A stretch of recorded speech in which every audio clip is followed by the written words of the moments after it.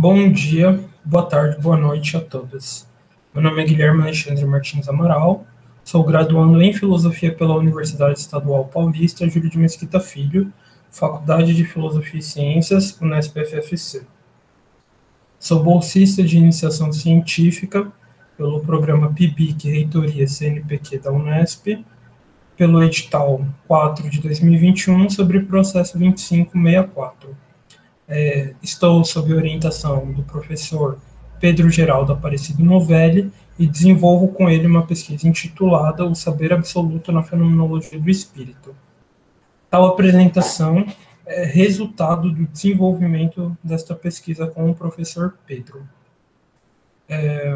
Gostaria de apresentar para vocês o título A Observação da Natureza na Fenomenologia do Espírito, que é um capítulo na Fenomenologia do Espírito em que o Hegel vai desenvolver o conceito de razão.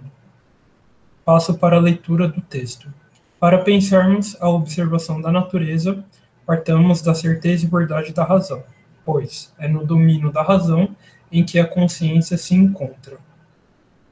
No seu processo de experimentação, a consciência, que se encontrou livre em si mesma, mas dissociada do mundo enquanto consciência infeliz, e, portanto, limitada por este, enquanto reino da necessidade, suprassume-se pela ação da consciência sobre o mundo.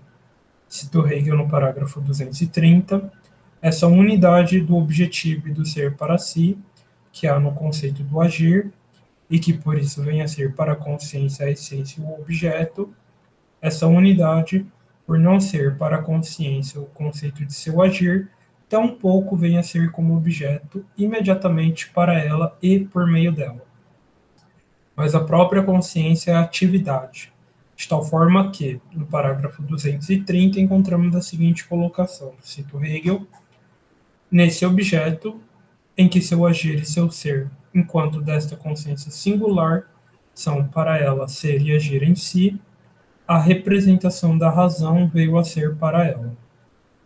A certeza de ser a consciência em sua singularidade, absolutamente em si, ou de ser toda a realidade. De tal maneira que, no parágrafo 231, no pensamento que captou de que a consciência singular é em si a essência absoluta, a consciência retorna a si mesma. E retorna a si mesma porque, compreendendo que seu negativo, o mundo objetivo exterior a ela, é por ela posto, entende que a negatividade que resulta na independência do mundo não está no mundo, mas em si mesma, na própria consciência. Cito Hegel, nesse processo veio a ser também, para a consciência, sua unidade com esse universal. A consciência então devém na razão, e esta é a certeza de ser toda a realidade, parágrafo 233. Entretanto, enquanto certeza de ser toda a realidade, a razão é consciência de si. Cito Hegel no parágrafo 234. A razão apela para a consciência de si, de cada consciência. Eu sou, o eu é meu objeto e minha essência, e nenhuma consciência lhe negará essa verdade. Desta maneira, a consciência é autoconsciência, sujeito pensante e objeto pensado. Tal é a verdade do idealismo. Tudo que existe enquanto objeto existe porque alguém, enquanto sujeito, reconhece existindo. O eu, enquanto categoria simples da consciência, parágrafo 235, produz um outro, o objeto de sua atividade. Cito Hegel, parágrafo 234. Há, para mim, um outro que eu é, para mim, objeto e essência.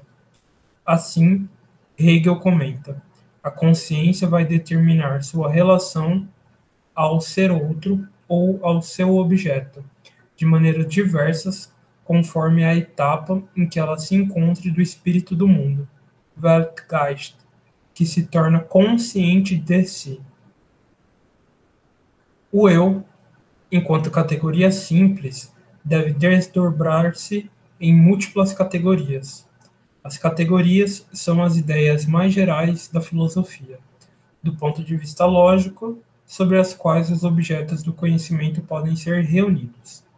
A categoria, portanto, é resultado da atividade da razão para unificar em conceitos universais os aspectos múltiplos da realidade, de tal forma que, como argumenta Hegel, a categoria tinha a significação de ser a essencialidade do essente, de modo indeterminado, quer a essencialidade do essente em geral, quer do essente em contraste com a consciência.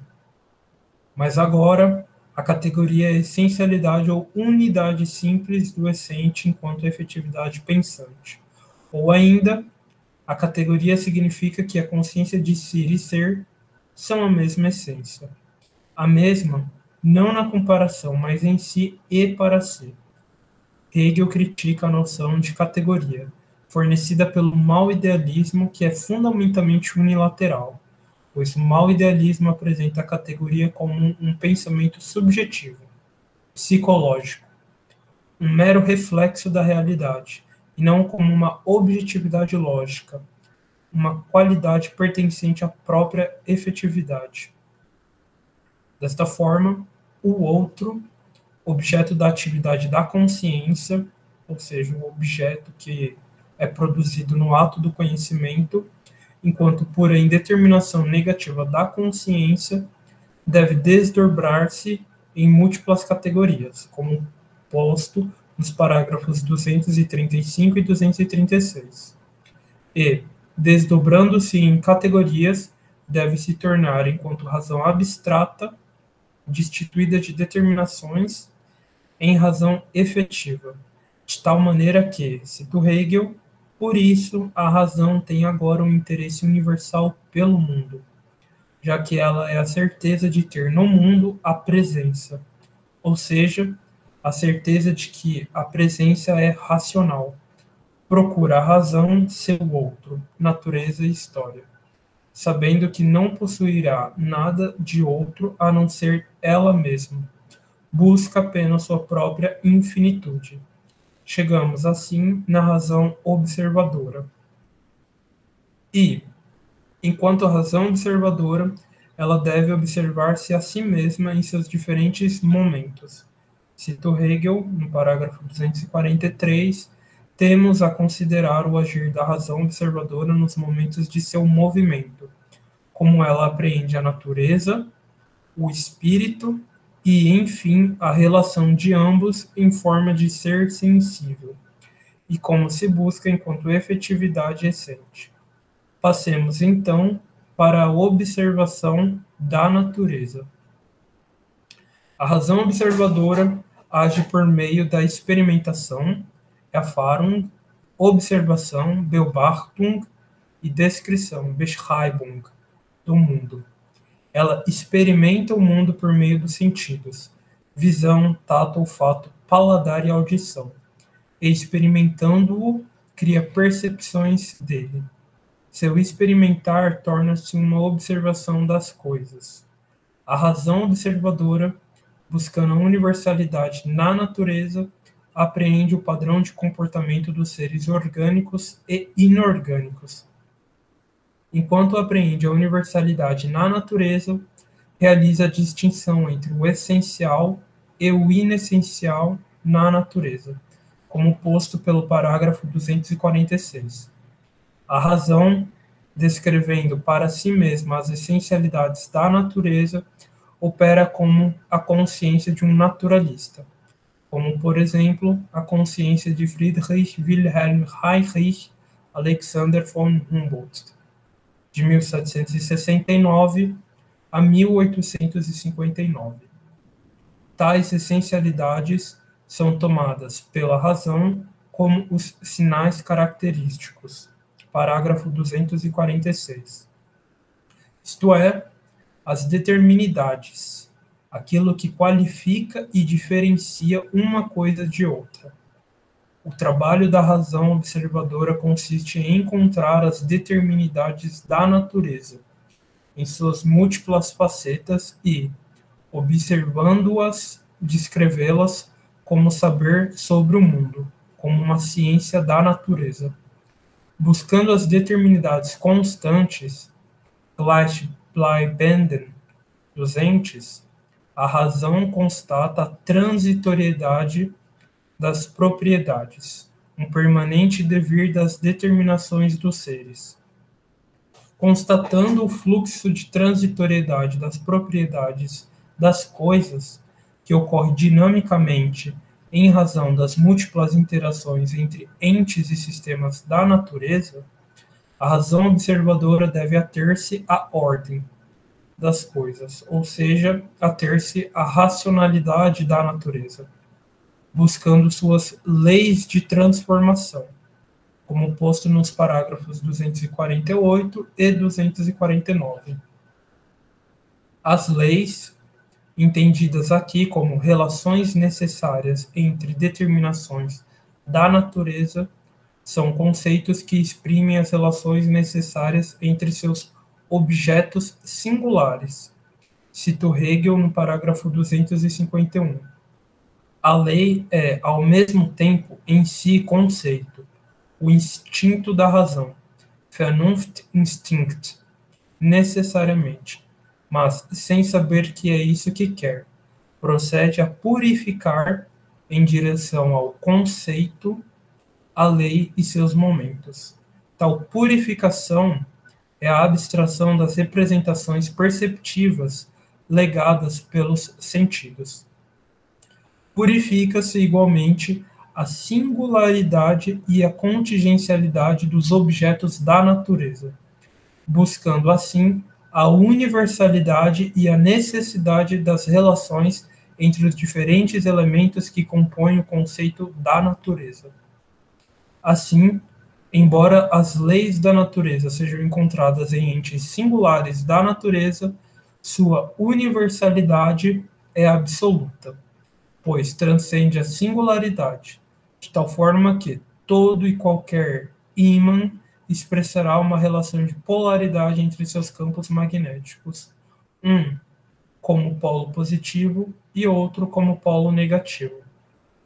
Tal universalidade também ocorre com a eletricidade, em que, pela transferência de elétrons, seja por atrito, por contato ou por indução, ou um corpo pode ficar positivamente carregado, um cálcio, no caso, com menos elétrons que sua carga elétrica natural, ou um corpo pode ficar negativamente carregado, um ânion, com mais elétrons que sua carga elétrica natural. Tal universalidade ocorre igualmente nas leis de gravitação de Newton. Relações que são necessárias entre as determinações da natureza. Apreender a matéria é apreender a universalidade de seus conceitos. Parágrafos 251 e 252. Observando a natureza, a razão encontra duas grandes categorias de seres: os seres orgânicos, organische Wesen, e os seres inorgânicos, unorganische Wesen. Seres inorgânicos são aqueles destituídos da determinação da vida, Leben, e, enquanto tais, influenciam e moldam os seres orgânicos, como posto no parágrafo 255. Os seres orgânicos, por sua vez, possuem a determinação da vida. Os organismos podem ser pensados como silogismos, onde cada indivíduo representa uma singularidade, Einzelheit, e os gêneros ou espécie, a universalidade, Allgemeinheit, como posto pelos parágrafos 266, 292 e 293. Tanto o mecanicismo quanto o quimismo podem explicar adequadamente o comportamento e a constituição dos seres inorgânicos, mas não dos seres orgânicos. Tal adequabilidade não pode ser alcançada nem pelo mecanicismo, nem pelo quimismo, pois a vida não é uma continuação de determinações meramente quantitativas, mas é em si mesma um puro salto qualitativo de natureza. Seres orgânicos e inorgânicos existem na medida em que estão em constante relacionamento. Embora os organismos pudessem não transparecer nenhuma lei, porque elas só foram encontradas cientificamente no final do século XIX, ou seja, mais de 60 anos depois da morte de Hegel, na medida em que os organismos agem de acordo com sua conservação, Erhaltung e reprodução, Reproductum, eles devem ser compreendidos pela categoria de finalidade, Zweck, pois a vida é fluxo, e seu telos, sua finalidade, é autoconservação. Selbsterhaltung, enquanto indivíduo, e reprodução do gênero enquanto espécie, Gatungsreproduction. As determinidades do organismo, como Hegel indicara, são a sensibilidade, a irritabilidade e a reprodução, como posto no parágrafo 265 da Fenomenologia do Espírito. Tais determinidades, que se expressam como sistemas de órgãos, não exaurem os organismos, porquanto estes contêm muitos outros sistemas orgânicos. A grandeza, como Hegel também aponta, é outra importante determinação da natureza, como posto pelos parágrafos 271 e 272. Tal determinação aparece como relações matemáticas. É a pura descrição da natureza por meio da linguagem numérica.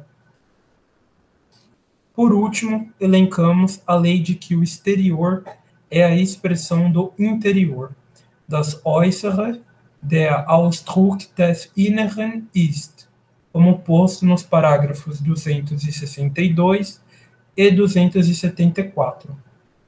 Tal lei, como Hegel argumenta, consiste na ideia de que as coisas, Ding, são expressões de suas essências. A mesma ideia pode ser aplicada para relações de fundamentação, intencionalidade, estruturação, etc., de tal forma que, por exemplo, os eventos que decorrem na economia capitalista ocorrem em função de suas leis internas de reprodução das condições materiais capitalistas existentes. Da mesma forma, no reino da moralidade, podemos pensar que as ações, ou seja, a exteriorização da intenção, são expressões das intenções do próprio sujeito. E também, em outro exemplo, os sistemas informacionais, como a própria plataforma digital em que vocês estão me vendo, são expressões de seus algoritmos, seus códigos de programação. Assim, eu finalizo a minha apresentação. Muito obrigado a todos. E eu gostaria de agradecer à comissão organizadora do evento e ao evento em si mesmo. Muito obrigado.